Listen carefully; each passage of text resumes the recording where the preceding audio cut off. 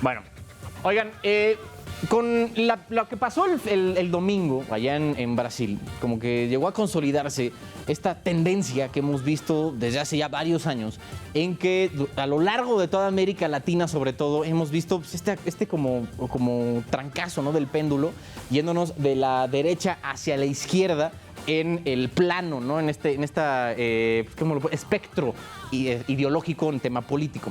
Para ver pues, con qué estamos lidiando, qué demonios se trata esta nueva tendencia pues, al menos en Latinoamérica, tenemos un gran panel. Como siempre, Palmira Tapia Palacios, analista política, está aquí con nosotros también, Palmira, y el doctor Manuel Martínez Justo, internacionalista y director de la Facultad de Estudios Superiores Acatlán de la UNAM. Gracias a ambos por estar aquí. Pues nada, yo creo que sí estamos en un mood peculiar, ¿no dirían? Yo creo que, Palmira, si quieres empezamos contigo nada más empezando a definir, o sea, ¿qué es la izquierda? Cuando decimos izquierda, ¿a qué nos estamos refiriendo? Pues digo, para partir de ahí ya luego como hilo de media. Sí, bueno, encantada de estar aquí contigo, Carlos, con Manuel, toda una autoridad en la facultad. Mira, tú decías que este triunfo de Lula consolida una tendencia y eso es muy interesante porque hay quienes no lo ven así. Sin embargo, en clave interna y en clave regional, el triunfo de Lula significa mucho. Internamente para Brasil, pues fue una elección cerradísima, la más cerrada en la historia democrática de Brasil, desde que lo es en 1985. En clave regional, por lo que significa el triunfo de Lula para pues toda América Latina. Con esta victoria en las urnas, pues son 5 triunfos de gobiernos progresistas. Desde luego que significa mucho. ¿Y qué significa? Bueno, me parece que partes de una buena pregunta, una excelente pregunta. ¿Y qué es la izquierda? Claro. Digo, porque puedes decir, que izquierda, derecha, conservador y así, pero pues, digo, para tener al menos la misma base y ya de ahí saber. Sí, ¿no? justamente. Cuando dice gobierno de izquierda, pues, ¿qué es eso? Mira, al final del día son referencias, ¿no? Son un espectro que nos ayuda a los votantes, a los analistas, desde luego a los partidos políticos, a ubicarse en cierto espectro. Hay quienes dicen que este parámetro pues ya no tiene sentido, al paso de las décadas ha perdido incluso el sentido común, no nos dice mucho qué es ser de izquierda hoy en día. Sin embargo, aún hay algunos pilares de ciertos gobiernos que se identifican como gobiernos progresistas, que los identifican como tales, ¿no? Sobre todo, pues es una agenda que tiende a preocupaciones sociales, equidad. América Latina es tiene los países más inequitativos de todo el mundo. Pero también se mezcla con otra agenda muy interesante, pues más de corte europeo. Por ejemplo, la agenda medioambiental, la agenda feminista, pues son agendas que no tenían esa resonancia en el primero y segundo mandato de Lula. Y en ese sentido, Lula ha cambiado, el mundo ha cambiado y lo que entendemos por izquierda también lo es, porque pues el gobierno, por ejemplo, en México, pues podemos reconocer que tenemos un gobierno de izquierda, dado los antecedentes históricos que tenemos en el país. Una izquierda, por ejemplo, de Boric en Chile, pues es muy diferente a la izquierda que tenemos en México. Allá, pues es un gobierno más proclive a estas nuevas agendas que te mencionaba, ¿no? En medio de un proceso constituyente muy complejo, donde se está intentando hacer una constitución, inclusive se dice feminista, y Boric lo ha dicho en su discurso, fue muy reiterativo de hacer un gobierno feminista, ¿no? No es un tema monolítico, ¿no? Desde luego que no. Entonces es un buen punto de partida. Eso, ¿no? Si bien están en el mismo espectro, no comparten todas las mismas características. y la izquierda de hoy no es la misma que de hace 20 años cuando se hablaba de esta primera ola de gobiernos de izquierda. Okay. Doctor, ¿por qué estamos viendo esta nueva ola de gobiernos que se identifican como ya decía Palmira que no todos son iguales, ¿no?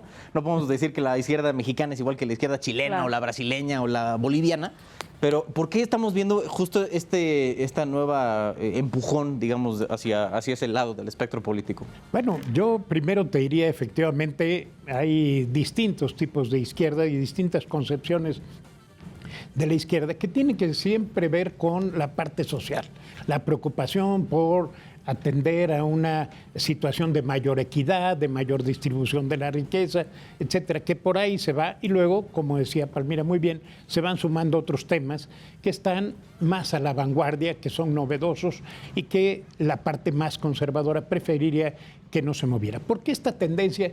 Híjole, yo diría que es una parte de buscar una forma de buscar nuevas alternativas a aquello con lo que estamos descontentos. Okay. Y bueno, pues hemos vivido o vivimos una etapa de la globalización que no a todos nos satisfizo, no a todos nos solucionó los problemas. Sí, no fue también a todos, ¿no? Así es, ¿no? Nos decían que la globalización nos iba a resolver absolutamente todos los problemas y lo que vimos fue que esto no sucedía así.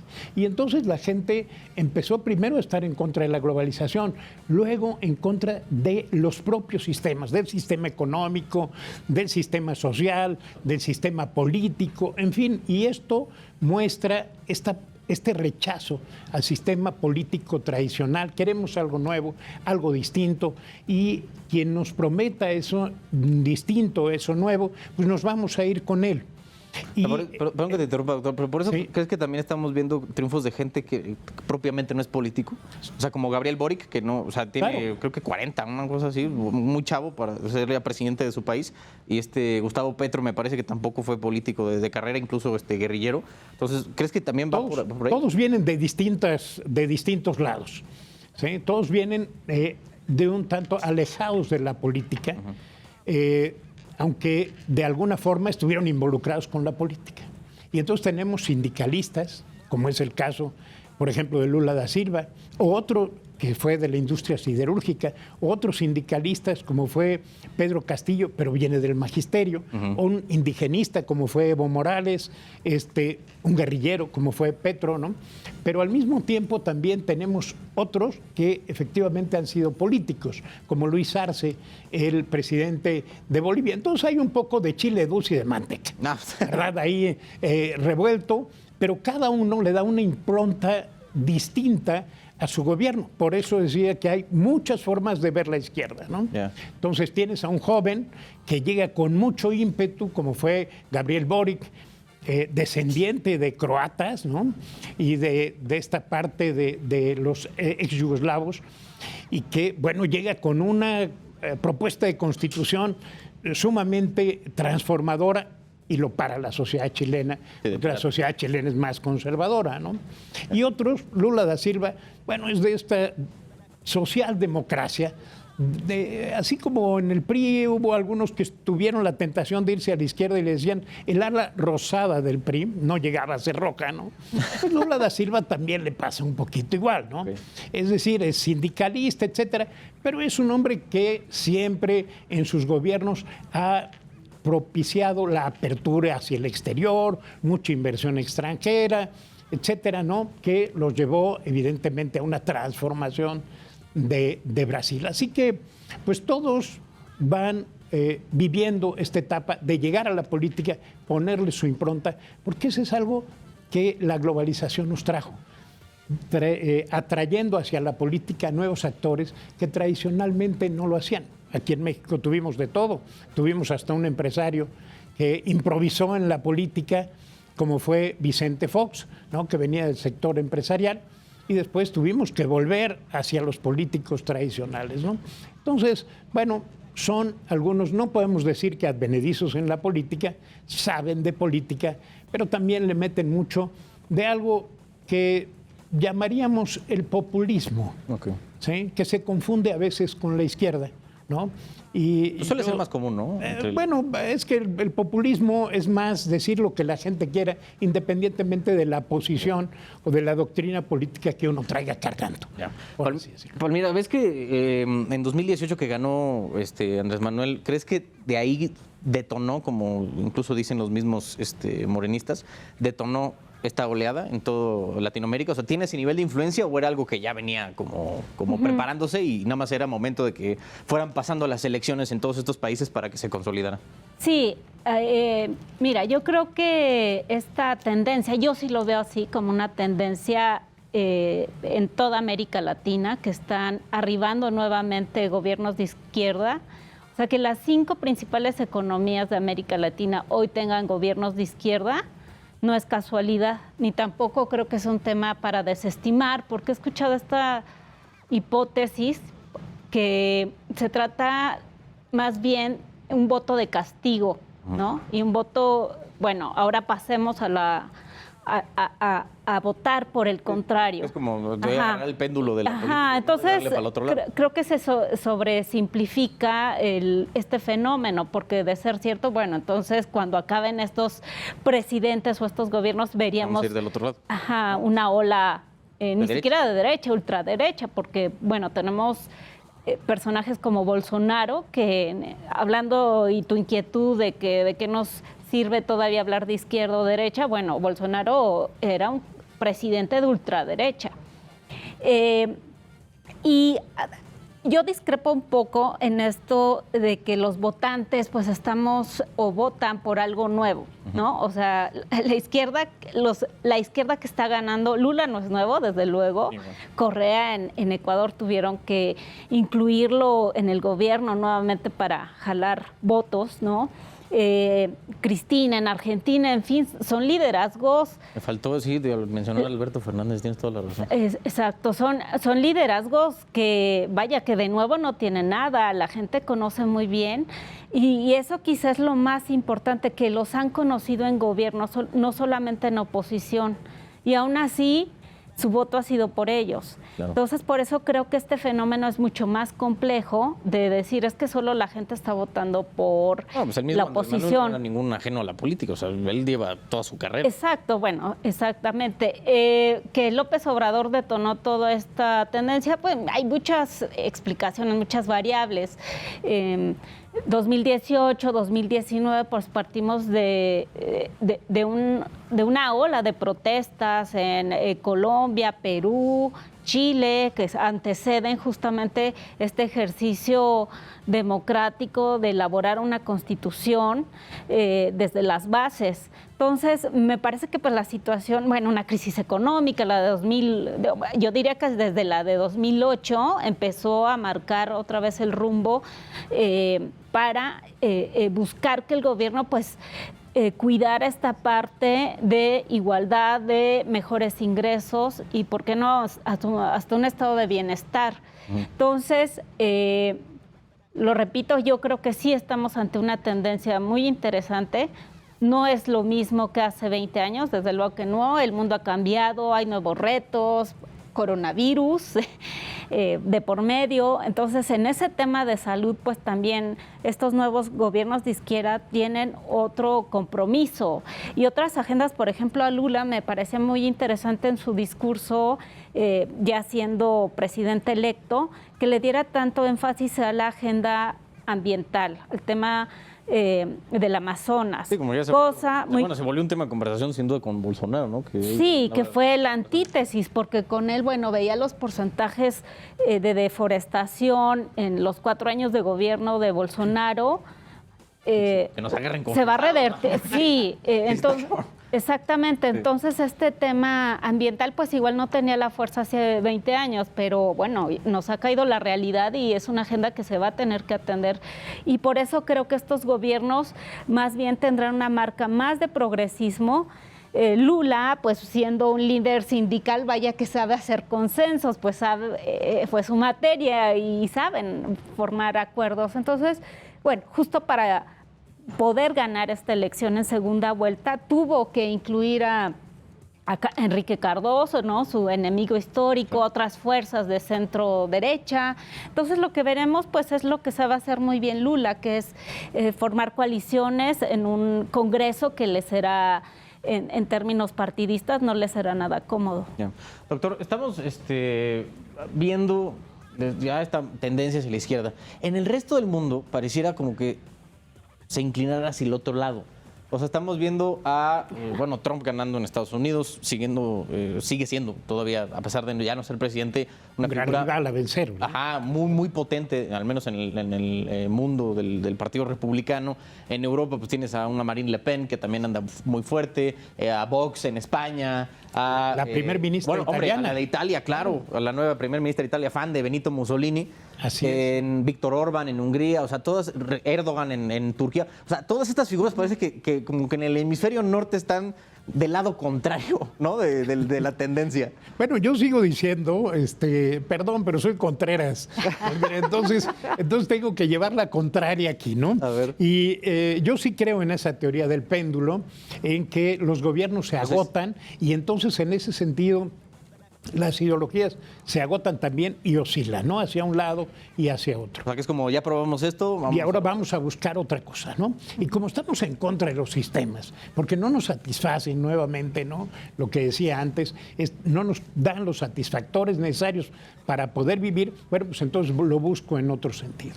Y eso explica, ¿no?, que de repente una democracia tan consolidada como la española vea surgir a un grupo como el de Vox de extrema derecha. No le veo muchas expectativas finalmente, pero pueden llegar al poder simplemente porque la gente está cansada de una serie de problemas a los que no les encuentran solución. Y evidentemente la crisis influye, evidentemente el recorte al gasto y al estado de bienestar está influyendo, pero entonces se van hacia el otro lado. Y segundo, lo que estamos viendo también, Carlos, es básicamente una serie de liderazgos muy personales. Eso es lo que estamos viendo en general en todo el mundo.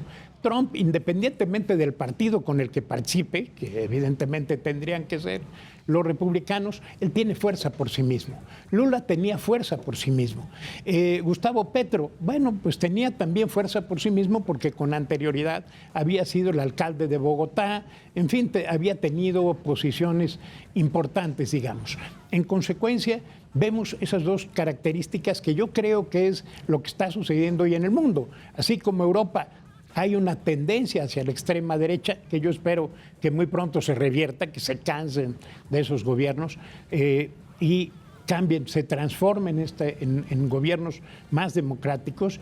Bueno, en América Latina venimos de gobiernos de derecha, Duque en Colombia, por ejemplo, ¿no? O Bolsonaro en Brasil. Y así sucesivamente. En México veníamos del PRI, por favor, sí, y en consecuencia, bueno, pues esto del PRI y del PAN. Del PRI y el PAN, es decir, ya teníamos agotado eso, por favor, algo nuevo, ¿no? Algo distinto. Y quién mejor que un liderazgo como el de López Obrador en ese momento, que parecía ser el hombre de la esperanza, del cambio, etcétera, ¿no? Y eso mismo ha sucedido y está sucediendo en toda América Latina. Son perfiles políticos de una gran personalidad, un gran prestigio político, por lo menos una trayectoria política importante que atraen a la gente, atraen el voto y a partir de ahí se le van sumando para llegar al poder. El caso de Brasil me parece excepcional porque la población se divide. Son dos extremos casi. Son los dos extremos, ¿no? Así es, que están tocando. En Colombia, pues evidentemente fue algo bastante similar porque nadie consideraba que Petro pudiera llegar a la presidencia en una segunda vuelta, ¿no? Y ¿quién competía contra él? Pues un populista, ¿no? Que venía de la parte empresarial, ¿no? Con un discurso que evidentemente gustaba mucho al pueblo. Voy a quitar la corrupción, no voy a cobrar mi sueldo, ¿no? Este tipo de cosas, o me lo voy a bajar, ¿verdad? Sí. O nadie puede ganar más que el presidente, etcétera. Me suena, ¿verdad? ¿Dónde lo algo por ahí nos suena muy cercano a los mexicanos, ¿verdad? Pero eso es lo que la gente quiere oír y que a veces nos lleva a confundir la izquierda con el populismo. Bueno. Y el populismo es en lo que se puede caer más fácil. Sin duda. Vamos a ir a un corte, mis niños. Ahorita regresamos con más de esta mesa de miércoles sobre esta oleada de izquierda en América Latina. qué te estás riendo?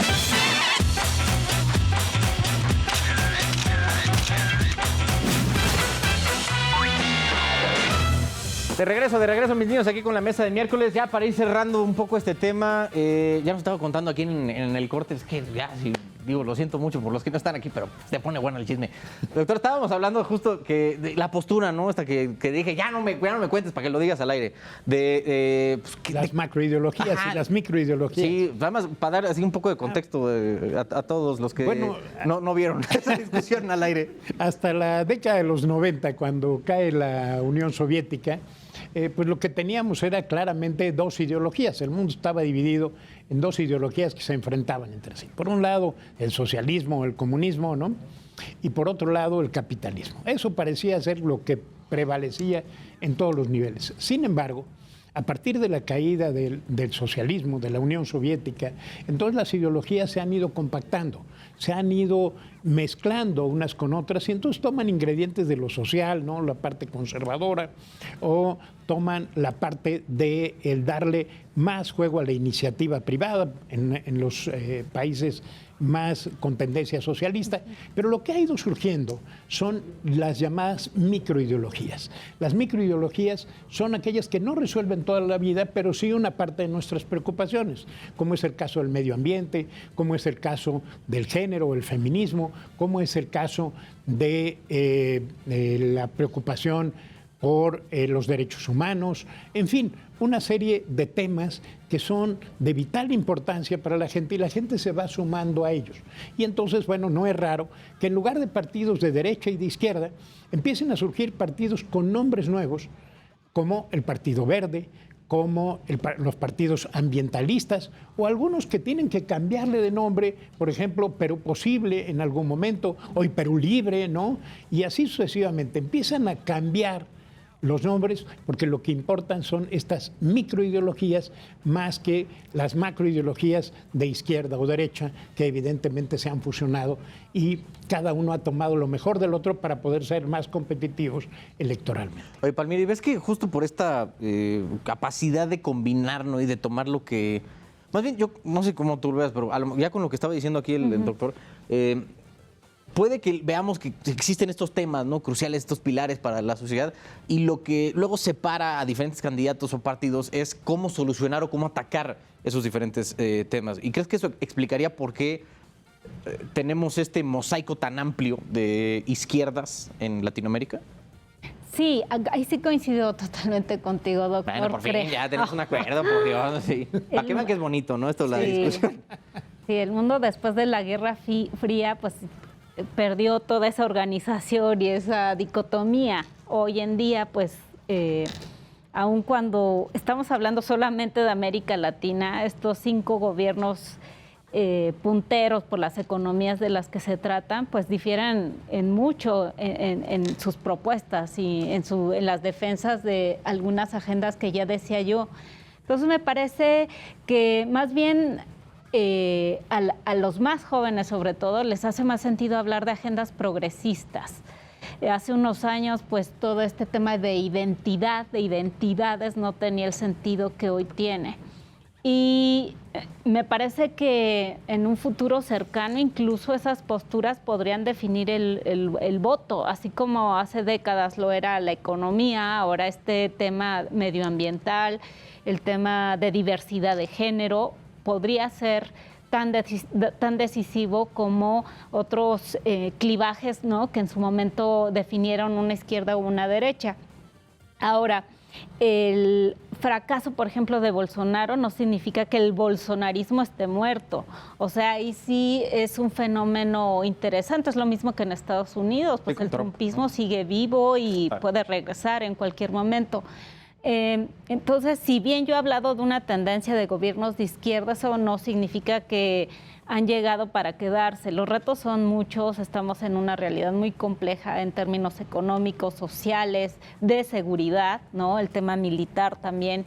Cada uno de estos gobiernos lo ha asumido de cierta forma, aunque a nivel regional en América Latina también hay una tendencia de echar mano de las Fuerzas Armadas en temas de seguridad pública. Eso es como Estamos tristemente familiarizados, ¿no? Con sí, bueno, también tiene que ver con que este concepto tradicional de los cuerpos militares, de la milicia, pues ha dejado de tener un poco sentido cuando ya no hay un enemigo externo, ¿no? Eso quizá en el siglo pasado tenía sentido, pero hoy en día no, los retos más bien son de gobernabilidad y las fuerzas militares pues se han convertido en eso, en un instrumento de los gobiernos derecha o izquierda, justamente para provocar gobernabilidad en sus territorios.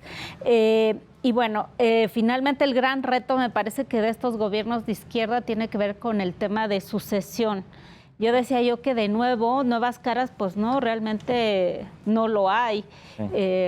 Lula, López Obrador, pues son liderazgos que se ven una sola vez en muchas décadas, pero la gran fragilidad de las izquierdas es justamente que dependen tanto de estas personalidades tan fuertes, tan carismáticas, y no en instituciones, ¿no? Que duren en el tiempo. Entonces, el gran reto de estos gobiernos progresistas es justamente eso. Bueno, ¿cómo van a resolver la sucesión? En México, pues sabíamos muy bien cómo fue el modelo priista por 7 décadas, que lo resolvió les funcionó bastante tanto bien, que 70 años estuvieron. Exacto. Bueno. Estimada Palmira, muchas gracias por estar aquí. Gracias, encantada. Doctor, como siempre, un absoluto placer tenerlo por acá. Gracias a ambos por venir a discutir un tema sin duda tan trascendente, no al menos en estas épocas, el signo de los tiempos, como ya lo estábamos diciendo. Doctor, gracias a ambos. Mis niños, vamos a ir a un corte. Regresando, más para todos ustedes.